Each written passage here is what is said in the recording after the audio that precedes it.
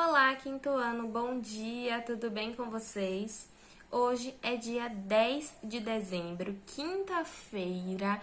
Estamos um dia antes do drive-thru do Colégio do São Joaquim e 2 dias antes do drive-thru do Colégio Maria Quitéria. Lembrem que é um drive-thru solidário, tá bom? Estou aguardando vocês, a participação de todos. Vamos agora para a nossa revisão de geografia. Vamos recapitular os conteúdos que nós já estudamos esse bimestre na disciplina de geografia. Primeiro, nós vimos o conteúdo O que é ser brasileiro? Legalmente, para ser brasileiro, é necessário nascer no Brasil ou, se por acaso for nascido em outro país, solicitar a cidadania brasileira, havendo casos específicos para sua aquisição. Estrangeiros nascidos em outros países que solicitam a naturalização brasileira passam a ter os direitos e os deveres da Constituição de 1988, tá bom? Então, todos os brasileiros, seja nascido no Brasil ou seja naturalizado brasileiro, possuem os direitos e os deveres da nossa atual Constituição, que é a Constituição de 1988. Tá bom? Brasileiros podem registrar filhos nascidos fora do Brasil, em consulados ou embaixadas que representem o nosso país no exterior, para também lhes assegurar a cidadania brasileira. Então, por acaso, se você é brasileiro e você nasceu em outro país, os seus pais também são brasileiros, mas você nasceu em outro país, os seus pais precisam procurar um consulado ou uma embaixada brasileira no país em que ele está para registrar você e fazer com que você tenha todos os direitos e deveres da nossa Constituição, certo? Prestem bastante atenção. Ser brasileiro é ter direitos e deveres, é ter um país para brincar, para crescer, para aprender. Todos os brasileiros nascem livres e iguais. É diferente na aparência, mas igual nos direitos e nos deveres, tá bom, quinto ano? Então, prestem bastante atenção. Como o próprio texto fala, nós somos diferentes na aparência, mas iguais nos direitos e nos deveres. E por que nós somos tão diferentes na aparência? Porque, como vocês sabem, o nosso país, nós somos frutos da miscigenação. Lembram o que é miscigenação? Que é exatamente a mistura de povos. No Brasil, nós tivemos essa mistura de brancos com os negros, com os índios. Então, existe toda essa mistura que nós chamamos de miscigenação. Por isso, nós temos características tão diferentes uma das outras, certo? Mas isso não nos faz ter menos direito que ninguém. Nós sabemos que somos diferentes, existem pessoas que são mais claras, existem pessoas como eu que sou mais escura, existem pessoas que têm cabelo liso, existem pessoas como o meu que tem cabelo crespo.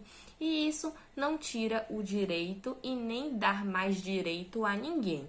Todos nós possuímos os mesmos direitos e os mesmos deveres, tá bom? E dessa miscigenação, dessa mistura de povos, nós temos o caboclo.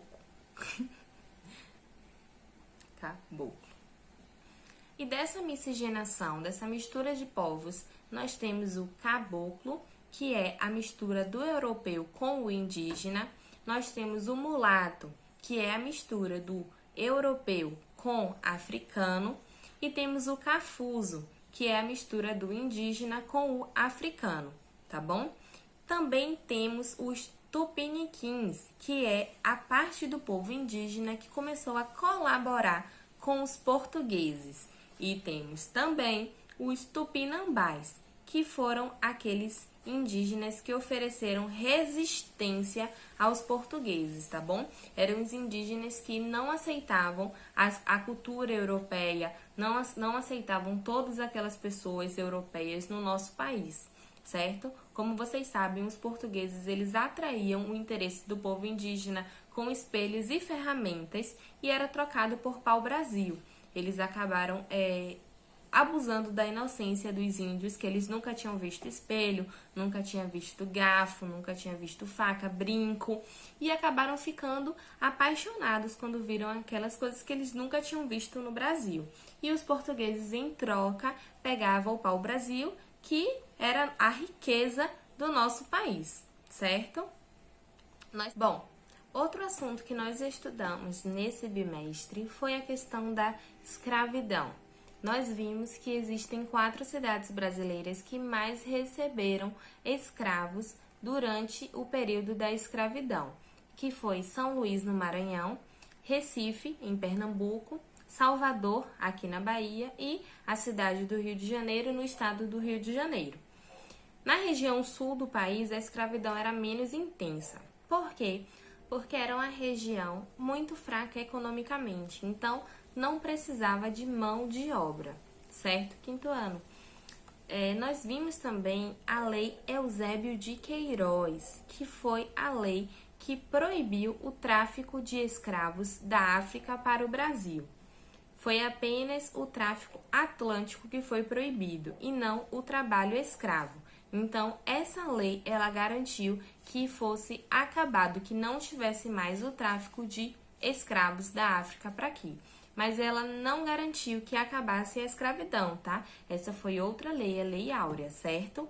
Então, os primeiros escravos foram trazidos para trabalhar na principal atividade econômica brasileira da época, que era a produção de açúcar.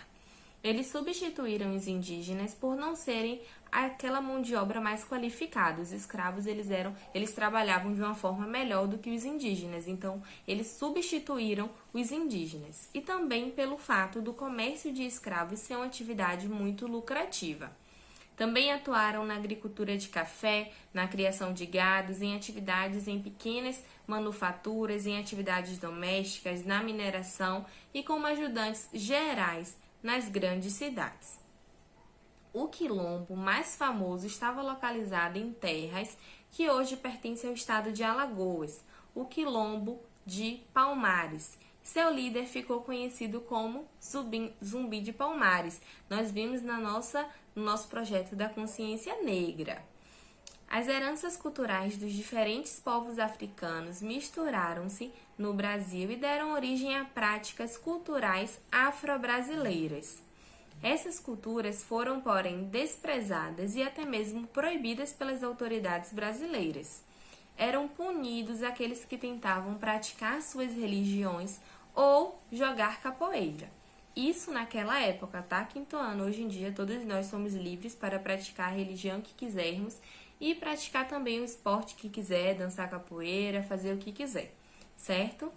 No entanto, algumas delas eram toleradas, como a congada e a maracatu.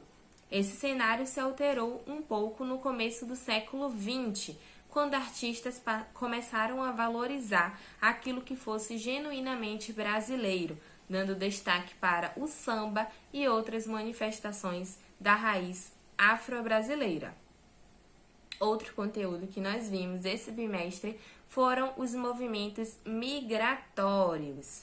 O deslocamento de pessoas de um local a outro sempre esteve presente na história da humanidade.